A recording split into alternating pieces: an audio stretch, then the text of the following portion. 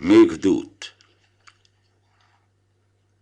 महाकवि कालिदास हमारे देश के उन यशस्वी साहित्यकारों में से हैं जो सदा सदा के लिए अमर हो गए हैं।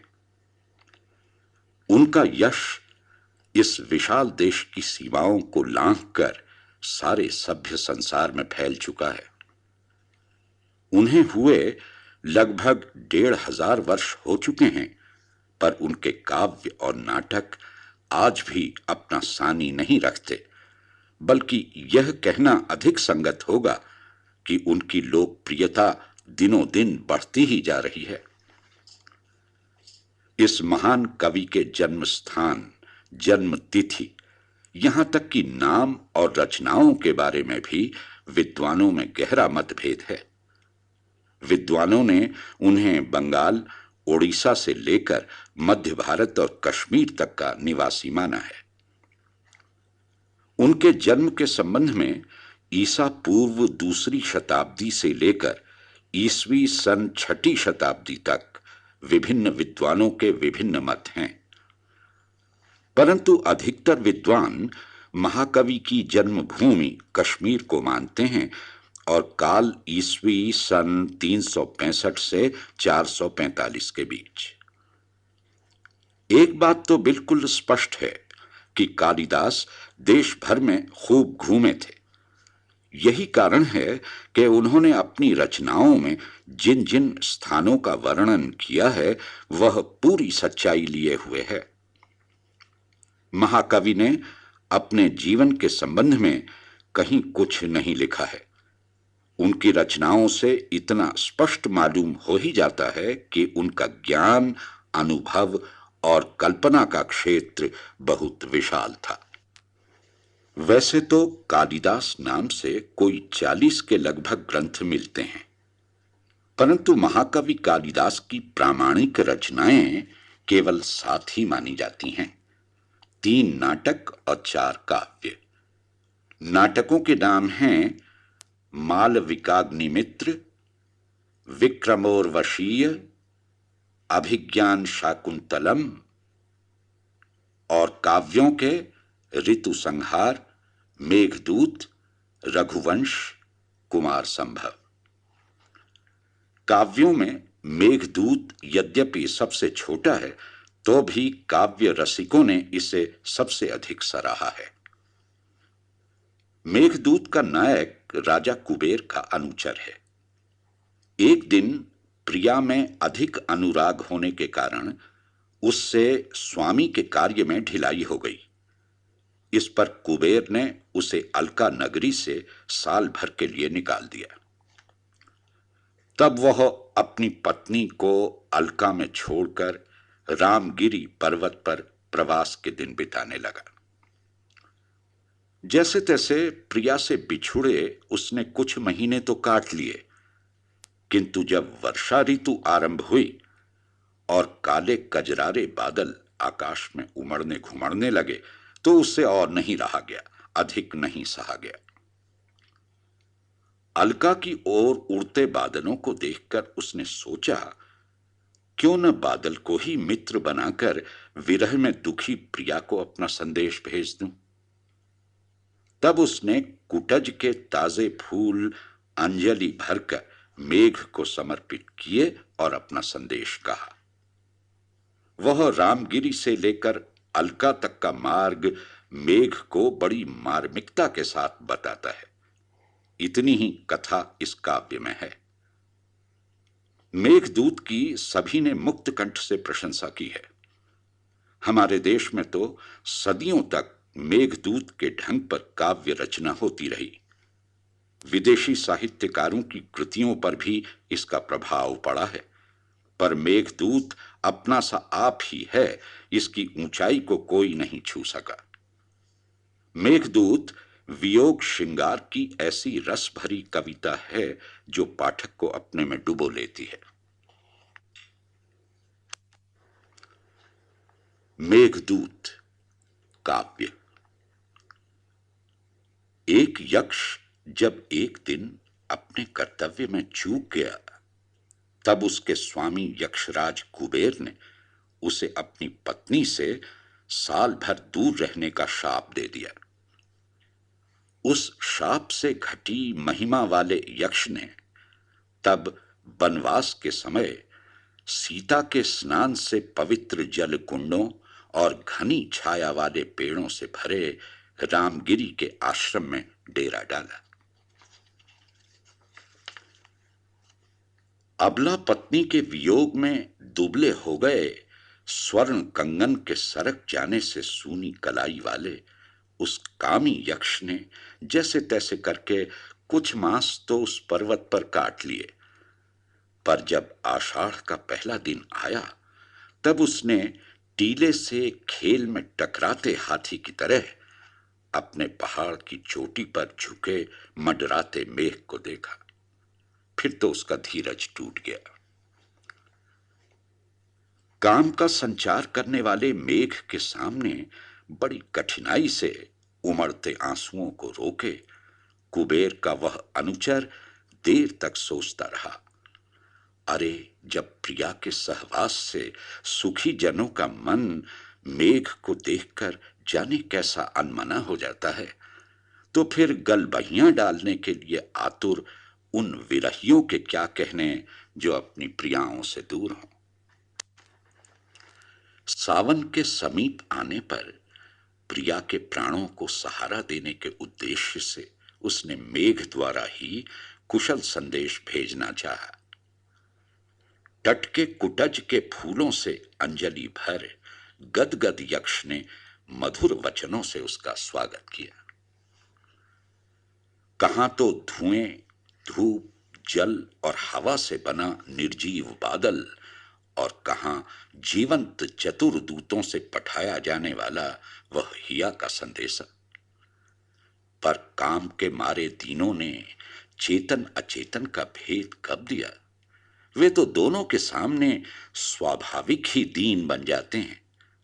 सो उस यक्ष ने भी जीव और जड़ का भेद भुला मेघ से ही याचना की। जानता हूं कि तुम मेघों के भुवन विख्यात कुल पुष्कर और आवर्तक में जन्मे हो। इंद्र के मनचाहा रूप धारण करने वाले प्रधान कर्मचारी हो, सो भी जानता हूं। इसी से दुर्भाग्य का मारा प्रिया से बिछुड़ा मैं तुम्हारे पास याचक बनकर आया भी हूं, क्योंकि व्यर्थ भी हो जाए तो गुणियों से याचना उत्तम होती है, सफल भी हो जाए तो नीचों से याचना बुरी होती है। संतप्तों के शरण हो तुम मेघ, जले हुओं के आश्रय। इससे धनपति कुबेर के क्रोध के कारण प्रिया से बिछुड़े मुझ अभागे का संदेश उस प्रिया के पास तुम ही ले जाओ। तुम्हें अलका जाना होगा, यक्षों की उस प्रसिद्ध पुरी को, जहां के भवनों को उसके बाहरी बगीचों में बैठे शिव के ललाट की चांदनी धवल धोती रहती है। आकाश के मार्ग से जाते पवन पथ पर आरूढ़ तुम्हें प्रवास से लौटते पतियों की ललनाएं, दीर्घ काल से बिछुड़ी प्रोषित पतिकाएं अपनी अलकों को, घुंघराले कुंतलों के रूखे छोरों को उठाए हुए निहारेंगी। आश्वस्त होंगी कि परदेशी सजन लौटेंगे। तुम्हारे घुमड़ने पर कौन अभागा विरहा की मारी प्रिया की उपेक्षा कर सकता है, जब तक कि वह मेरी तरह ही दैव का मारा परबस न हो। देखो, अनुकूल वायु तुम्हें मंथर गति से उड़ाए लिए जा रही है। तुम्हारे बाएं उधर वह गर्वीला आन का पक्का पपीहा, स्वाति जल मात्र का याचक चातक मधुर टेर टेर रहा है, और आगे गर्भाधान के उत्सव में दक्ष बगुलियों की पांत नयनों को सुख देने वाले तुम्हारे साथ उड़ चलें। चलते चलते जाना मेघ अविराम गति से, बिना रुके, बगैर दम लिए, और अवश्य देखना मेरी उस एकमात्र पत्नी अपनी भावज को, जो मेरी बाट जोहती विरह के बचे दिन गिनने में लगी होगी, इस आशा से कि लौटूंगा। जानो कि नारी का हृदय कुसुम सा कोमल होता है, पर विरह में झट टूटकर इसी कारण गिर नहीं पड़ता कि संयोग की आशा उसे रोके रहती है। फूल की ही तरह जिसे नीचे का जाला रोक लेता है, टूटकर उसे बिखर जाने नहीं देता। अब अपनी राह समझ लो, अपनी यात्रा का अनुकूल मार्ग मुझसे सुन लो।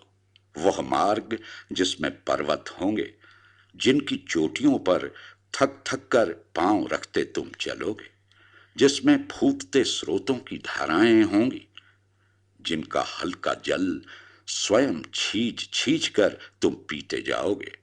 और तब हे जलद, वह मार्ग समझ लेने के बाद मेरा वह संदेश सुन लेना, जो कानों से पी लेने योग्य है। सिद्धों की भोली ललनाएं चकित हो होकर सिर उठा उठाकर तुम्हारा उत्साह देखेंगी, आशंका से पूछेंगी, यह क्या पवन पर्वत उड़ाए लिए जा रहा है? यहां जो ये बेंत के सरस पौधे हैं, इनके ऊपर से उठकर उत्तर की ओर गगन पथ के दिग्गजों को बगली देते उनकी मोटी भौंडी सूंडों की चोटी से बचते हुए उड़े चलो। वह देखो, सामने बांबी के पीछे से जड़ रत्नों की झिलमिल ज्योति सा जो निकला आ रहा है, वह इंद्रधनुष का खंड है।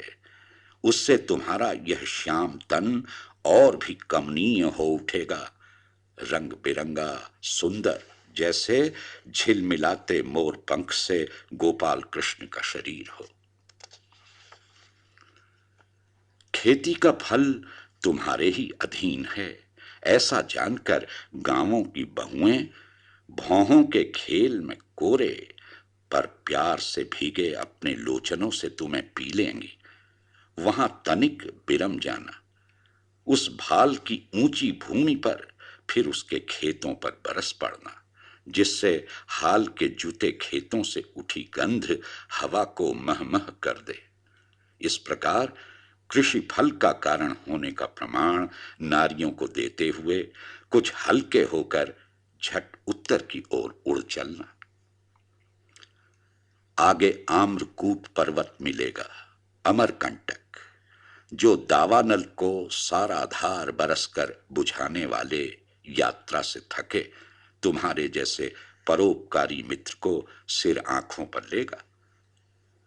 अरे अधम तक तो आश्रय के लिए आए मित्र से किए उपकार को याद कर विमुख नहीं होते, फिर जो श्रेष्ठ हैं उनकी तो बात ही क्या, वे भला मुंह क्यों चुराने लगे। क्षण भर वहां फिर विरम लेना, उन कुंजों में जहां वनचरों की बहुओं ने रमण किया है, और तब स्वयं बरसकर तनिक हल्के हो, पहले से तेज चलकर राह तय कर लेना। आगे तुम्हें नर्मदा दिखाई देगी, विंध्याचल के चरणों में सतपुड़ा की ढलान पर असम शिलाओं में बिखरी, जैसे हाथी के तन पर विविध रेखाओं द्वारा उसका श्रृंगार कर दिया गया हो। बरस चुकने के बाद तुम जंगली हाथियों के तीखे मद से बसे और जामुनों की झुरमुटों से रुक रुक कर बहने वाली नर्मदा के जल को पीकर आगे चलना। तब भीतर से ठोस हो जाने के कारण वायु तुम्हें खेल में इधर उधर उड़ा न सकेगी, क्योंकि रीते छूछे सभी हल्के होते हैं और भरे पूरे भारी जन गौरव के अधिकारी होते हैं। सखे सही मेरी प्रिया की ओर तुम बड़ी तेजी से जाने की इच्छा करोगे, फिर भी कुटज के फूलों की गंध से महकते पर्वत पर्वत पर मुझे लगता है तुम अटक जाओगे।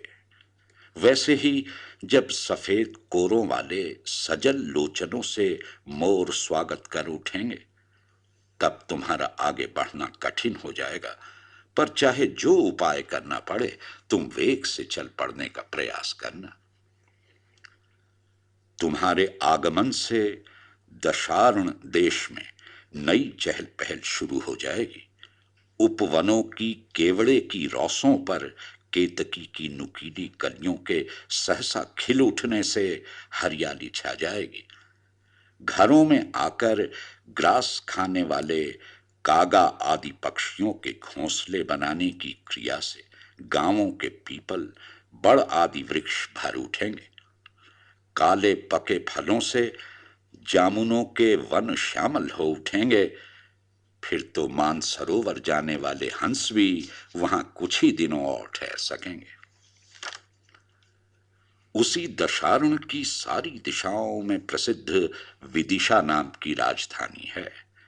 वहां पहुंचते ही तुम्हारा रसिया रूप सफल हो जाएगा। बेतवा के तीर धीरे धीरे गरजते हुए जब तुम उसके लहराते मीठे जल का पान करोगे, तब लगेगा जैसे चंचल भौहों वाले मुख का पान कर रहे हो, अधरों को चूम रहे हो। वहीं नीचगिरी नाम का पर्वत है, उसी पर विश्राम कर लेना। वहां कदम्बों के तरु हैं।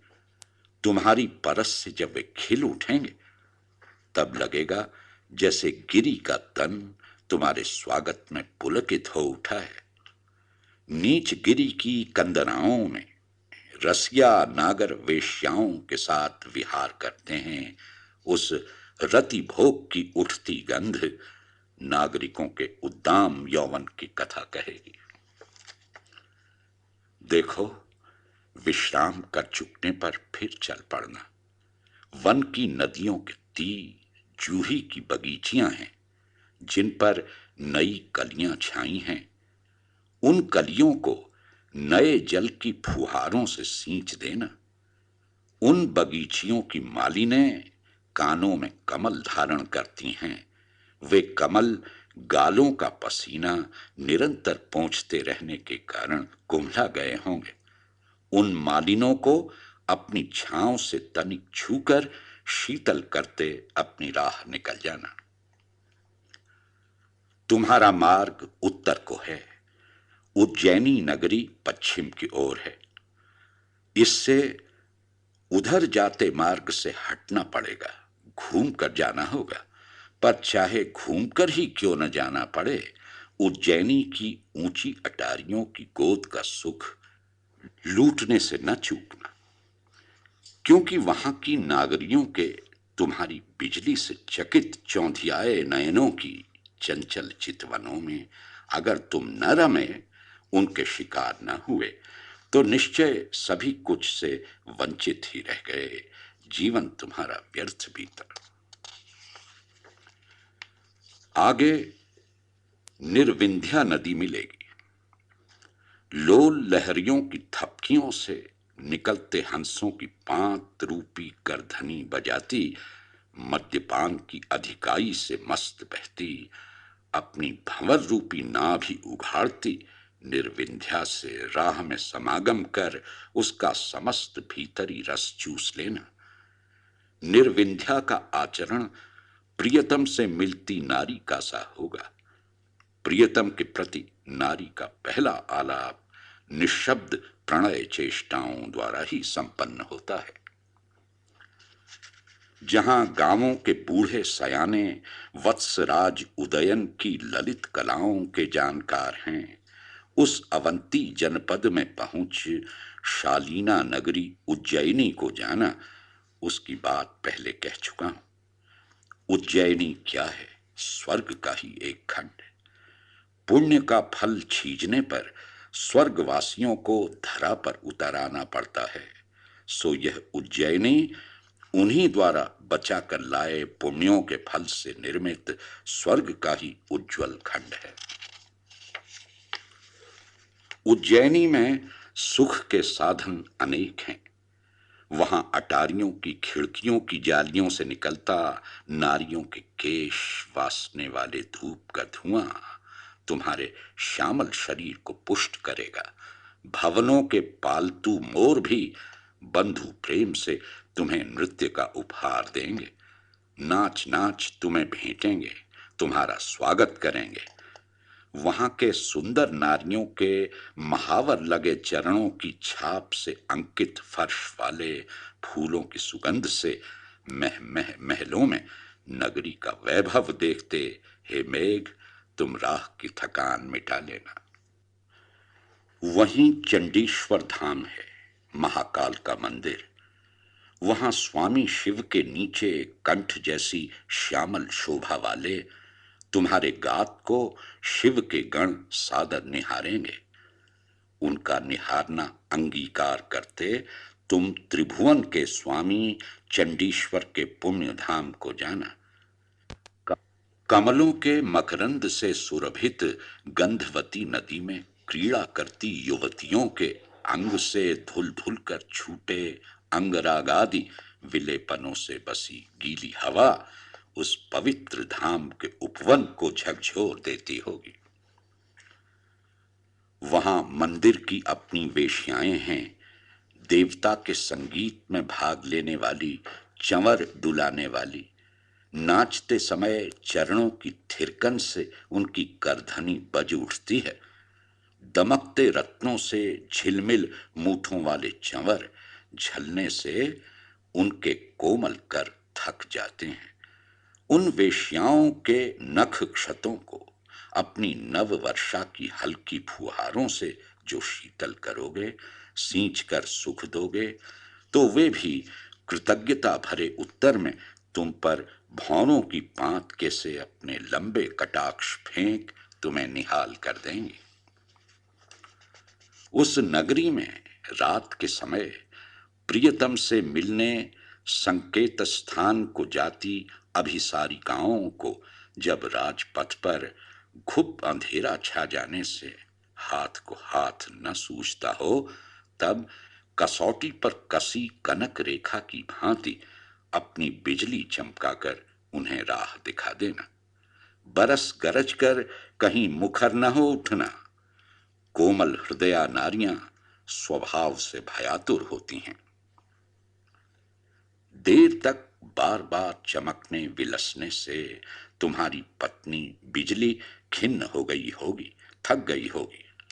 सो तुम उस नगरी की कबूतरों को आश्रय देने वाली ऊंची बलभी की किसी अटारी पर रात बिताकर सूर्य का दर्शन होते ही बाकी राह तय करने फिर चल पड़ना।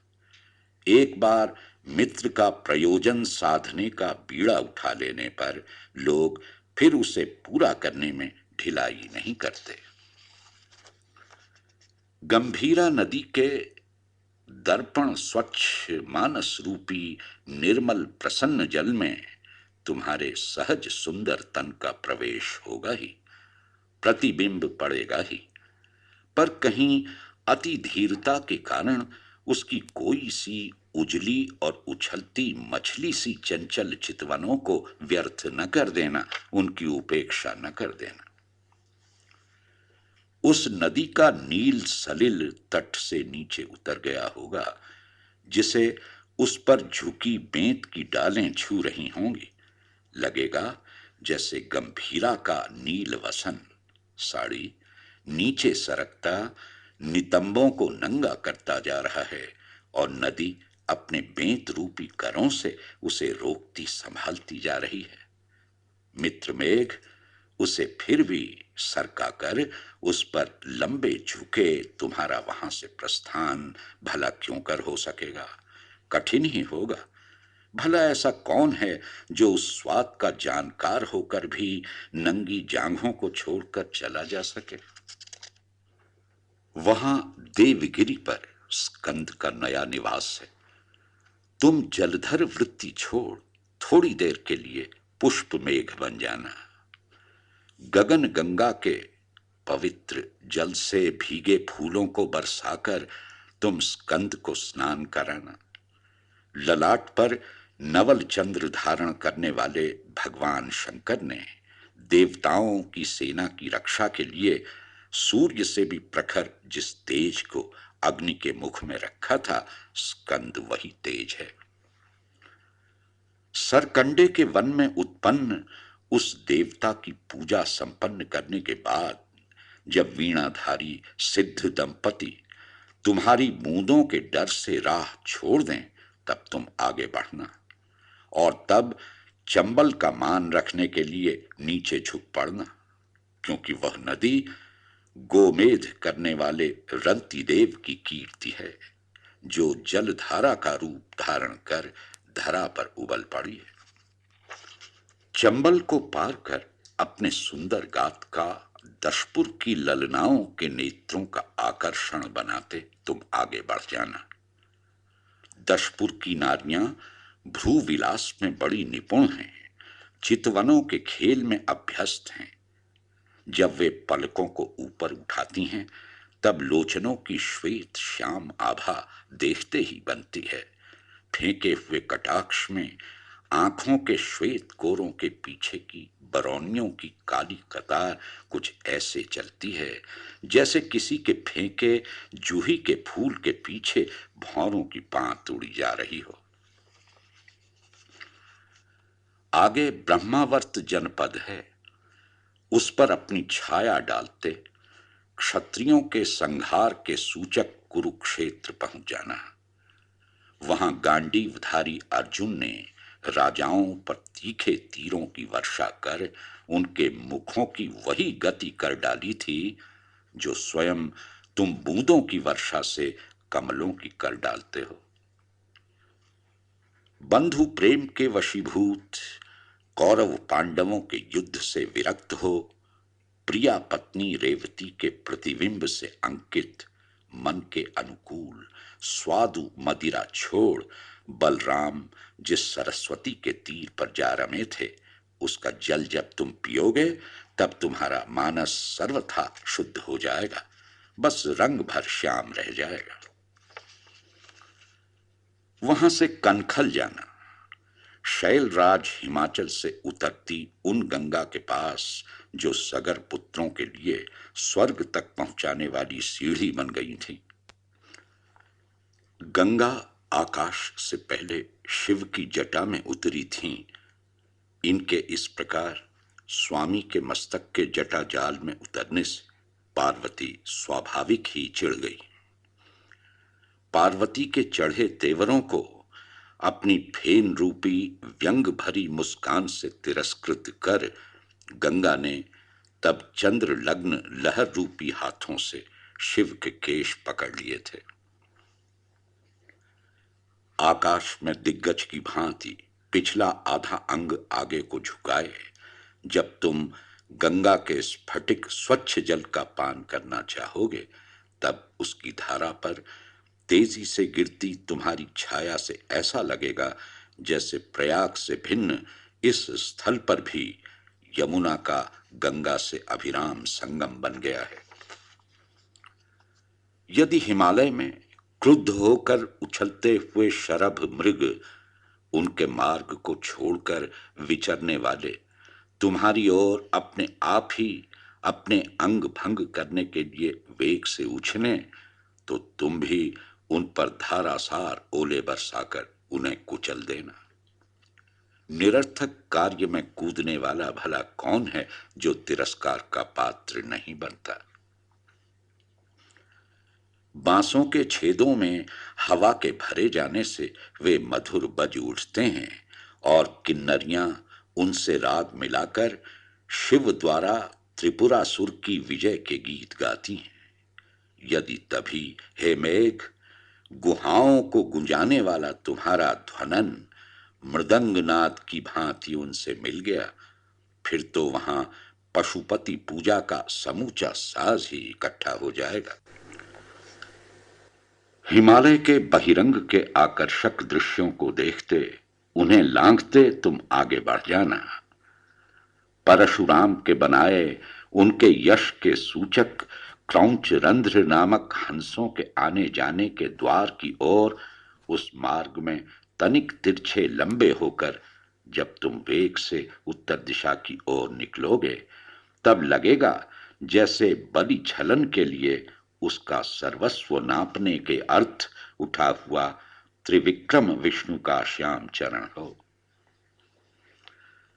और ऊपर चढ़कर हे मेघ, तुम उस कैलाश पर्वत के अतिथि बनना जिसके जोड़ जोड़ अपनी भुजाओं से झकझोर कर रावण ने ढीले कर दिए थे, और जो अपनी स्फटिक तुल्य चिकनाहट के कारण देवांगनाओं के लिए दर्पण बन गया है। उसकी बर्फ से ढकी ऊंची चोटियां कुई के फूल की सफेद पंखुड़ियों की तरह आकाश में फैली हुई हैं। लगता है जैसे शिव का नित्य का अट्टहास इकट्ठा होकर ठोस राशि हो गया है, जम गया है। उस शीत प्रधान देश में सभी कुछ जम जाया करता है। कवि की कल्पना है कि हंसी का शब्द भी जमकर राशीभूत हो जाया करता होगा। उस हाल के कटे हाथी दांत के से श्वेत कैलाश की ढलान पर जब चिकने घुटे अंजन की भांति तुम जा बैठोगे, तब तुम्हारी शोभा अपलक निहारने योग्य होगी। लगेगा जैसे गोरे बलराम ने कंधे पर श्याम वसन डाल लिया हो। तब शंभु के उस क्रीड़ा शैल कैलाश पर यदि पार्वती सर्प कंगन उतारे शिव के हाथ में हाथ डाले विचर रही हों, तो हे जलधर, झट आगे बढ़कर अपने जल को भीतरी भीतर ठोस कर मणि तट पर उनके चढ़ने के लायक अपना शरीर ऊंचा नीचा कर सीढ़ी बन जाना। वहां देवांगनाएं वज्र कंगन में जड़े हीरे से छेद छेद कर निश्चय तुम्हारे शरीर को फव्वारा बना लेंगे। सखे, धूप में इस प्रकार तुमसे खेलती हुई वे यदि तुम्हें न छोड़ें, तो तुम कठोर गर्जना कर उन्हें डरा देना। स्वर्ण कमल उत्पन्न करने वाले मानसरोवर का जल पीना, उसी काल सहसा ऐरावत के मुंह पर अपने शरीर का छीना पट प्रीति क्रीड़ा में डाल देना, या कल्प वृक्ष के पत्तों को इस प्रकार झकझोरना जैसे हवा महीन दुपट्टे को झकझोर कर उड़ा देती है। ऐसे खेलों द्वारा हे मेघ उस कैलाश पर्वत पर अपना मन बहलाना। मन चाहा विचरण करने वाले मेघ, जिसकी गंगा रूपी साड़ी कटी से नीचे सरक गई है, उस अलका को अपने प्रणयी कैलाश की गोद में बैठी देखकर तुम पहचान न लो, यह कैसे हो सकता है? निश्चय पहचान लोगे। वर्षा काल में जब तुम उसकी ऊंची अटारियों के ऊपर छाकर झर पड़ोगे, तब उस झड़ी से अलका ऐसी लगेगी जैसे किसी कामिनी ने अपने घुंघराले बालों में मोतियों का जाल गूंथ लिया हो। उत्तर मेघ। सखे मेघ, अलका के प्रासादों में तुम्हारे गुणों से मिलते अनेक गुण हैं। तुम में दामिनी बिजली का निवास है, तो उनमें भी रसीली नारियां रहती हैं। तुम्हारे पास सातों रंगों का इंद्रधनुष है, तो उधर अलका के भवन भी भित्ति चित्रों से रंगे हैं। तुम्हारे पास मधुर गर्जन है, तो वहां भी संगीत के मृदंग ठनकते रहते हैं। तुम्हारे भीतर निर्मल जल भरा है, तो उसके महलों की भूमि भी मणिमयी है, संगमरमर की बनी। और तुम जो आकाश की चोटी छू लेते हो, तो अलका के महल भी गगनचुंबी हैं। अलका की नारियों के सिंगार अनंत हैं। वे बदलती ऋतुओं के फूलों से अपना सिंगार करती हैं। हाथ में वे नील कमल डंडी के साथ खिला या संपुट कमल धारण करती हैं। घुंघराले काले बालों में सफेद जूही के फूल गूंथती हैं। आलता लगे लाल होठों गालों पर लोध का चूर्ण मलकर वे उन्हें पीताभ कर लेती हैं। जूड़े के फंदों में वे नए कुर्बक के फूल पहनती हैं। कानों में सुंदर सिरस के फूल धारण करती हैं, और वर्षागम पर वे अपनी मांग कदम्ब के फूलों से सजाती हैं। अलका के उन संगमरमर से बने महलों के निर्मल फर्श में तारों की झिलमिल परछाइयां कुसुम रचना किया करती हैं। वहीं यक्ष छबीली यक्षिणियों के साथ निवास करते हैं। जब तुम्हारी गंभीर ध्वनि की भांति मृदंग हल्के हल्के ठनकने लगते हैं, तभी यक्ष दंपति कल्प वृक्ष से निकली हुई रतिफल नाम की मदिरा पान करते हैं। मदिरा जिसका परिणाम रति हुआ करता है। वहां देवताओं की कमनीय यक्ष कुमारियों को मंदाकिनी गंगा की निहारिकाओं से शीतल वायु परसती है। तीर के मनार के पेड़ उन्हें छाया देकर धूप से उनकी रक्षा करते हैं। कन्याएं मंदाकिनी की सुनहरी रेत में मुट्ठी में मणियां भर भर उन्हें छिपाने और खोजने के खेल खेलती हैं। वहां अलका में कामी प्रियतम लाल लाल अधरों वाली प्रेमिकाओं के नीवी बंधों के टूट जाने से ढीले पड़े हुए वस्त्र को जब खींचने लगते हैं, तो लज्जा के कारण विमूढ़ बनी वे रमणियां सामने रखे किरणें छिटकाते रत्न दीपों पर मुट्ठी भर भर कुमकुम फेंककर बुझाने की असमर्थ चेष्टा करती हैं, क्योंकि रत्नदीप बुझाए नहीं जा सकते। अलका के सतखंडे प्रासादों की अटारियों में वायु की सहायता से झट प्रवेश कर तुम्हारे जैसे मेघ अपने नए जल कणों से उनकी दीवारों के चित्र बिगाड़ देते हैं। फिर धुएं की तरह निकल भागने में कुशल अपराध की शंका से भयभीत वे खिड़की से तेजी से निकल पड़ते हैं। वहां आधी रात में जब सूरत के बाद रमणियां अपने प्रियतमों के गाढ़ा लिंगन में बंधी थकी पड़ी होती हैं, तब मेघ तुम्हारे वहां छाए न होने के कारण चंद्रमा की कोमल किरणें खिड़की की राह प्रवेश कर छत से झालरों में लटकी चंद्रकांत मणियों पर पड़ती हैं। उनके स्पर्श से मणियों से शीतल जल की बूंदें टपकने लगती हैं और नीचे पड़ी रति शिथिला नारियों की थकान मिटाती हैं। उन भवनों में अक्षय धन राशि संजोए कामी यक्ष नित्य सुंदरी अप्सरा वारांगनाओं से प्रेम आलाप करते, मधुर स्वर से कुबेर का यश गाने वाले किन्नरों के साथ अलका के चित्र रथ नामक बाहरी उपवन में विहार करते हैं। अलका में अभिसार की प्रभुता है। अभिसार से सूर्योदय समय लौटने वाली कामिनियों का मार्ग उनके तीव्र गति से छिपकर लौटने के कारण उनके तन से गिरी अनेक वस्तुओं से सूचित होता है। घुंघराले बालों से झड़े मनार के फूलों से, कानों से गिरी कनक कमलों की कामदार सुनहरी पंखुड़ियों से, बालों को ढकने वाले मोतियों के टूटे बिखरे जाल से और स्तनों पर के टूटकर गिर गए हारों से। वहां कुबेर के मित्र शंकर को साक्षात रहते जानकर कामदेव अपना भौरों की डोरी वाला धनुष भय के कारण प्रायः धारण नहीं करता, पर इससे कामियों पर चोट करने के उसके कार्य में कोई बाधा नहीं पड़ती, क्योंकि उसका वह उद्देश्य अलका की चतुर नागरियां अपने विलास विभ्रम द्वारा अपने नयनों के बांके तेवरों के कामियों पर अमोघ बाण छोड़ पूरा कर देती हैं। अलका नगरी की स्त्रियों के श्रृंगार की समूची सामग्री अकेला कल्प वृक्ष मांगने मात्र से प्रस्तुत कर देता है।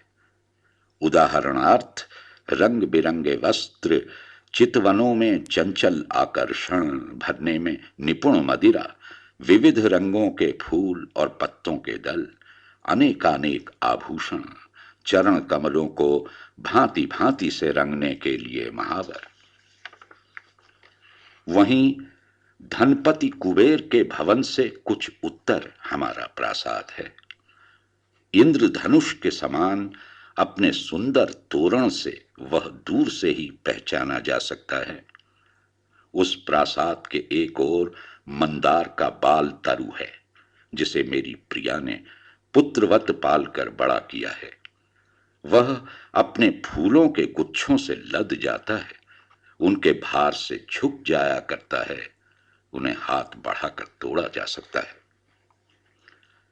मेरे उस भवन में एक बावड़ी है, जिसकी जल तक चली गई सीढ़ियां पन्ने की शिलाओं से जड़ी हैं और जिसका जल चिकनी बिल्लौर की नालों वाले खिले स्वर्ण कमलों से ढका है। उसमें रहने वाले हंस दुखों की अवहेलना कर, हे मेघ, तुम्हारे आगमन के बावजूद मानसरोवर के इतने निकट होते हुए भी वहां जाने की इच्छा नहीं करते। बावड़ी के तीर एक क्रीड़ा शैल बना है, जिसकी चोटी में नीलम जड़ें हैं और जिसके चारों ओर दौड़ने वाली केलों की बाढ़ बस देखने ही लायक है। मित्र, तुम्हें छोरों से बिजलियां चमकाते देखकर भय से कातर हो बस अपनी प्रिया के उसी प्रिय पर्वत की याद करने लगता हूं। वहीं कुर्बक तरुओं की बाढ़ से घिरे माधवी मंडप के निकट ही एक और चंचल पत्तों लाल फूलों वाला अशोक का वृक्ष है, दूसरी ओर मौलसिरी का पेड़ है। इनमें से एक मेरी ही भांति दोहत के बहाने तुम्हारी सखी मेरी प्रिया के बाएं पैर की परस का अभिलाषी है, दूसरा उसके मुख की मदिरा का। उन दोनों के बीच पक्षी के बसेरे के लिए स्वर्ण का बना दंड है, जिसके ऊपर सिरे पर तो स्फटिक की पटिया है और नीचे मूल में नए बांस के हरे रंग के पन्ने जड़े हैं। उसी दंड पर संध्या होने पर नीले कंठ वाला तुम्हारा मित्र मोर बसेरा लेता है। उस मोर को मेरी प्रिया बजने वाले कंगन पहने मेरे हाथों से मधुर ताल दे देकर नचाती है। हे निपुण मित्र, मन में रखे इन लक्षणों और द्वार के ऊपर दोनों ओर चित्रित शंख तथा पद्म की आकृतियों से तुम मेरा वह भवन पहचान लोगे। वह इस समय मेरे वियोग के कारण निश्चय उदास हो गया होगा। सूर्य के विरह में क्या कमलिनी की पूरी शोभा संभव है? वेग से नीचे उतरने के लिए तुम शीघ्र बाल गज का रूप धारण कर पहले बताए क्रीड़ा शैल की सुंदर चोटी पर जा बैठना। उसके बाद जुगनों की भांति दिखती हल्का प्रकाश करने वाली बिजली रूपी अपनी दृष्टि तुम भवन के भीतर फेंकना। छरहरी, तरुणी, नुकीले दांतों वाली, पके कुंदरू के से लाल होठों वाली, पतली कटी वाली, चितवन में डरी मृगी की सी गहरी नाभि वाली, भारी नितंबों के कारण अलसाकर चलती, स्तनों के भार से जरा जरा झुकी हुई मेरी पत्नी वहां की युवतियों में मानो ब्रह्मा की पहली सृष्टि है। मुझ सहचर के दूर चले जाने से चकवी की भांति अकेली नपे तुले शब्द बोलने वाली उस प्रिया को तुम मेरी दूसरी जान ही समझो। प्रबल विरह वेदना की मारी वह बाला विरह के कारण इन लंबे लगने वाले कठिनाई से कटने वाले दिनों में मैं समझता हूं पाले की मारी कमलिनी की तरह अन्य रूप की हो गई होगी। निरंतर रोते रहने से उस प्रिया के नेत्र सूज गए होंगे। उष्ण सांसें छोड़ते रहने से उसके निचले होंठ का रंग उड़ गया होगा। सूखी अलकों के बिखर जाने के कारण हाथ पर रखा उसका मुख समूचा न दिखता होगा। तुमसे ढक जाने से शोभाहीन चंद्रमा की भांति कांतिहीन हो गया होगा। वह मेरी प्रिया या तो देवताओं को पूजा चढ़ाती हुई तुम्हें दृष्टिगोचर होगी, या अपनी कल्पना के अनुसार मेरे दुर्बल विरही तन का चित्र बनाती मिलेगी, या पिंजड़े की मैना सी मधुर बोली में पूछती होगी, रसिके, क्या कभी स्वामी को तू भी याद करती है? भला तू भी तो उन्हें बड़ी प्रिय थी। या सौम्य, तुम उसे देखोगे मैले वस्त्र पहने, गोद में वीणा डाले, मेरे नाम के गीत गाने का प्रयत्न करते, अपने नयनों से निरंतर गिरते आंसुओं से भीगे वीणा के तारों को यदि जैसे तैसे पहुंच भी लेती होगी, तो बेचारी अपने आप बार बार दोहराई मूर्छना को ही भूल जाती होगी।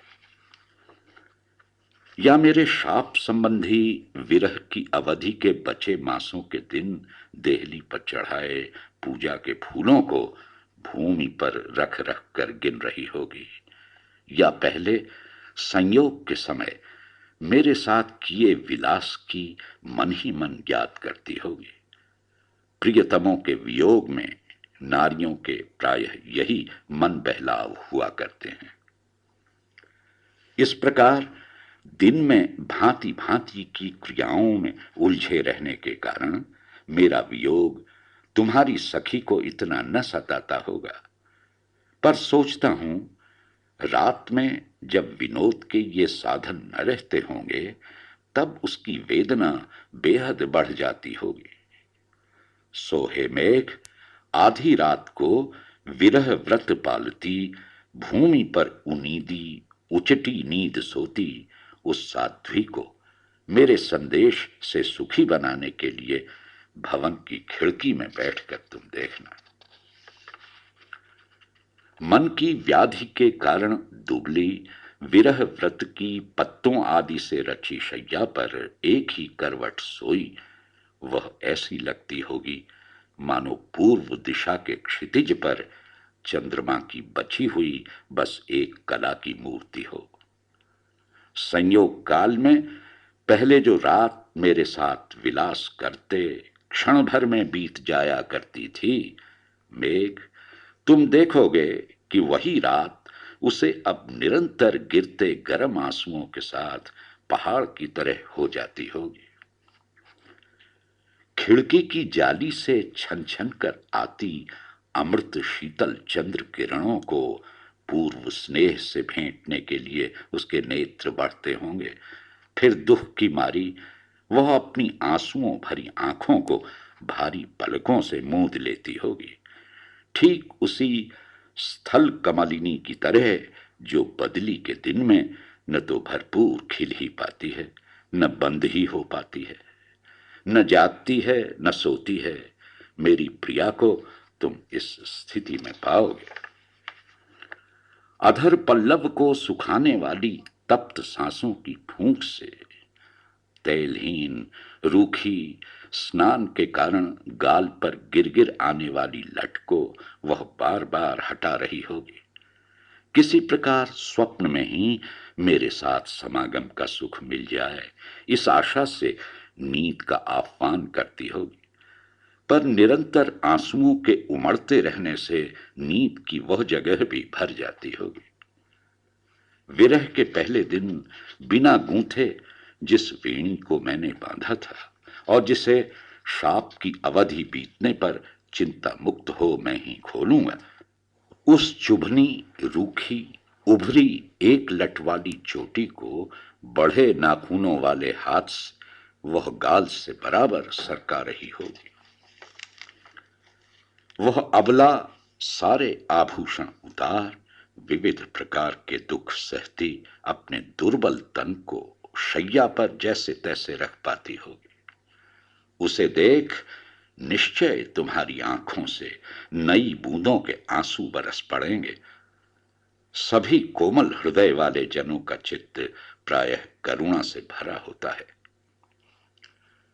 मुझ में तुम्हारी सखी का जो घना स्नेह है उसे जानकर ही अपने इस पहले विरह के अवसर पर उसकी इस दुखी दशा का अटकल लगा रहा हूं। कुछ ये न समझना कि उसके प्रेम का झूठा प्रदर्शन कर अपने सौभाग्य की सूचना दे रहा हूं। मेरे भाई, मैंने जो कुछ कहा है वह सब तो तुम शीघ्र ही प्रत्यक्ष देख लोगे।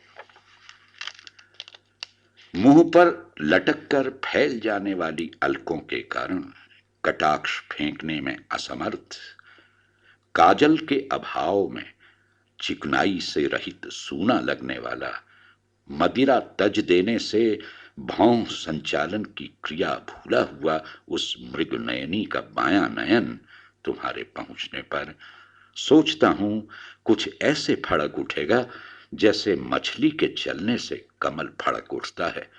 वह हिलते कमल की सुंदरता धारण करेगा। न केवल बाईं आंखी बल्कि रस भरे केले के खंभ सी गोरी, उसकी वह बाईं जांघ भी फड़क उठेगी जिसे संभोग के बाद मैं कभी हाथों से भरपूर दबाया करता था। पर अब तो मेरे अभाव में दैव योग से मेरे नखों से किए जांघों पर के चिन्ह भी मिट गए हैं और चिर परिचित मोतियों के जाल का अलंकार भी उसने तज दिया है। अब उन जांघों पर न तो नख चिन्ह ही रहे न आभूषण ही। जलद, तुम्हारे वहां पहुंचने के समय यदि वह सुख की नींद सो रही हो तब तुम गरजना बंद कर शांत हो चुपचाप पहर भर निश्चय उसके जगने की राह देखना। कहीं ऐसा न हो कि स्वप्न में जैसे तैसे उपलब्ध मुझ प्रणयी के गाढ़ा लिंगन के समय गले में डाली हुई बाहों की गांठ खुल जाए। तुम जब अपनी फुहार द्वारा शीतल बयार से उसे जगाओगे तब वह तुम्हें देखकर मालती की नई कलियों से खिल उठेगी। खिड़की में बैठे तुम्हें एकटक देखती उस मानिनी से तुम बिजली को अपने भीतर कर धीर गर्जना रूपी शब्दों में कहना, सुहागिन, मुझ मेघ को तुम अपने पति का प्रिय मित्र जानो। उसके संदेश को हिये में डालकर तुम्हारे निकट आया हूं।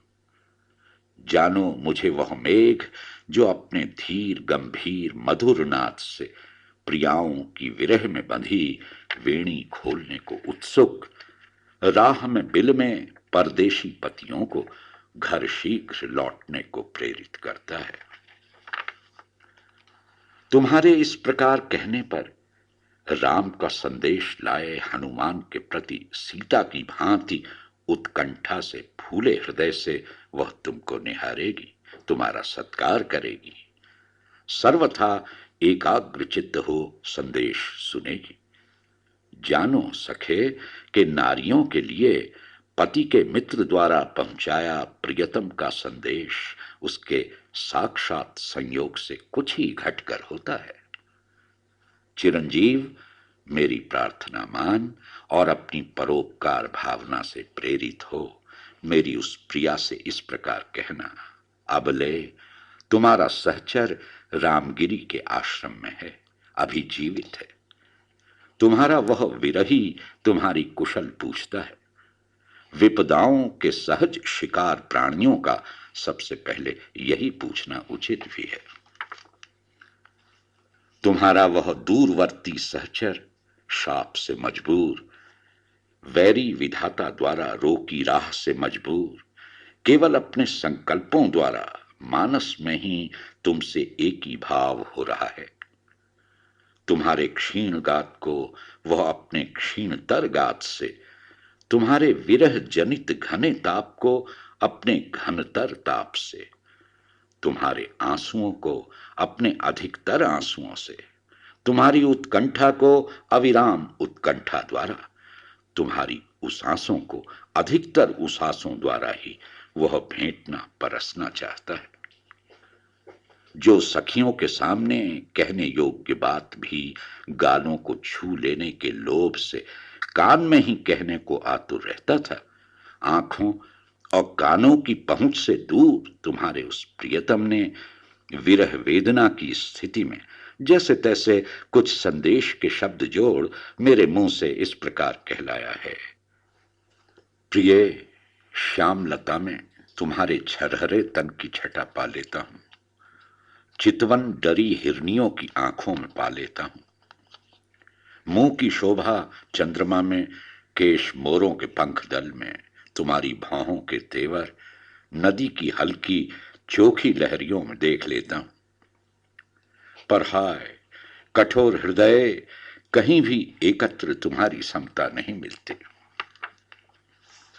प्यार में रूठी मान किए हुए तुम्हारे रूप को गेरू से शिला पर बनाकर जब मान भंजन के लिए तुम्हारे चरणों में पड़ा अपना चित्र बनाने चलता हूं, तभी आंसू बार बार उमड़कर मेरी दृष्टि बंद कर देते हैं, नजर रूंध देते हैं। देखो, क्रूर दैव चित्र तक में हमारा संयोग नहीं सह पाता। सपने में जिस तिस तरह मिली तुमको निर्दय आलिंगन में बांधने के लिए आकाश में बाहें फैलाता हूं। मेरी उस दयनीय दशा को देख वन देवियां बड़े बड़े आंसू डाल बहुत रोने लगती हैं। उनके आंसुओं के मोटे मोती तब पेड़ों की पत्तियों पर ढुलक पड़ते हैं। देवदारों के हाल के निकले नरम पल्लवों को सहसा फोड़कर उनसे निकले दूध की गंध से सिंची जो हिमालय की हवा इस दक्षिण की ओर बह आती है, उसे गुणवती मैं यह सोचकर भरपूर अंग फेंट लेता हूं कि यह तुम्हारे अंगों को पहले परस कर आई होगी। तीन तीन पहरों वाली लंबी पहाड़ सी रात क्षण भर में किस तरह काट लूं, दिन में निरंतर सुलगने वाली विरहाग्नि के ताप को कैसे मंद कर लूं। इस प्रकार की दुर्लभ कामनाएं करते रहने वाले मुझको, हे लोल नयनों वाली प्रिय, तुम्हारे विरह की वेदना ने घने संताप से निर्वलंब कर दिया है। अपने सूने को अनेकानेक साध की कल्पनाओं से भर मैं स्वयं अपने जीवन को रख रहा हूं। इससे हे कल्याणी, तुम भी नितांत कातर न बनो, अपने आप धैर्य धारण करो। आखिर कौन सदा मात्र सुखी ही रहा है, किसे सदा केवल दुख ही मिला है। आदमी की दशा तो पहिए की भांति चलती है, कभी ऊपर कभी नीचे, कभी सुख कभी दुख। देवोत्थान को जब भगवान विष्णु अपनी शेष शैया से उठेंगे, तब मेरे शाप का विरह का अंत हो जाएगा। इससे विरह के बाकी 4 मास और चुपचाप आंख मूंद कर काट लो। फिर तो पीछे कार्तिक की चमकती चांदनी भरी रातों में विरह में गुनी सारी साधें हम दोनों पूरी कर लेंगे। उसे कहना, तुम्हारे पति ने इतना और कहा है। पहले की बात है, एक बार तुम मेरे गले में बाहें डाले सो रही थीं और सहसा जोर से रोती जाग पड़ी थीं। तब मेरे बार बार पूछने पर तुमने हंसते हुए कहा था, धूर्त, मैंने स्वप्न में तुम्हें किसी और के साथ रमण करते देखा है। इस गोपनीय कथा की पहचान से तुम जान लेना कि मैं सकुशल हूं। और हे चपल नयने, लोगों की चर्चा पर विश्वास न करना। कहते हैं नेह विरह में कम हो जाता है, सो गलत है। वस्तुतः सच तो यह है कि भोग के अभाव में इष्ट वस्तुओं और साधों के विषय में रस के संचित होते जाने से प्रेम की एक राशि खड़ी हो जाती है। पहले विरह की कठिन व्यथा से पीड़ित अपनी सखी को धीरज बंधाकर तुम शिव के नंदी की क्रीड़ा भूमि उस कैलाश की चोटी से झट लौट आना। फिर प्रिया का भी पहचान सहित कुशल संदेश लाकर मुझे देना, जिससे मैं भी प्रातःकालीन कुंद की तरह अपना शिथिल जीवन धारण कर सकूं। मित्र, क्या तुमने मित्र का यह कार्य करना स्वीकार कर लिया है? निश्चय मैं उच्चरित शब्द द्वारा दिए गए उत्तर ही से स्वीकृति नहीं मानूंगा, क्योंकि तुम तो निरुत्तर हो, याचक चातकों को जल देते हो। मित्रों का कार्य पूरा कर देना ही सज्जनों का उत्तर हुआ करता है। जलद मित्र भाव से या मुझ विरही पर दया के विचार से मेरी यह अनुचित विनय मानकर मेरा कार्य कर देना। फिर पावस की संपदा से संयुक्त जहां चाहो विचरना। मेरी तुम्हारे लिए यही कामना है कि क्षण भर के लिए भी अपनी बिजली से मेरी तरह तुम्हारा कभी वियोग न हो। मेघदूत काव्य समाप्त।